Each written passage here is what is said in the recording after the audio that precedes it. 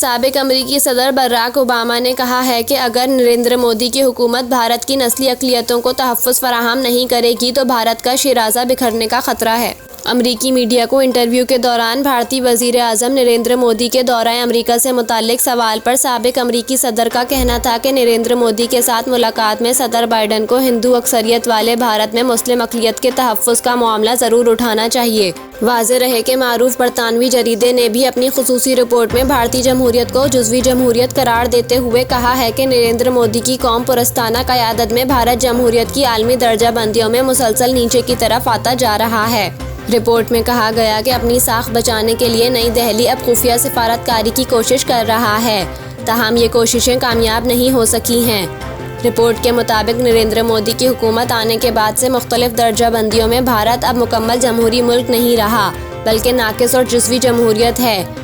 और मुंतख़ब अमरीत के ज़ुमरे में आता है।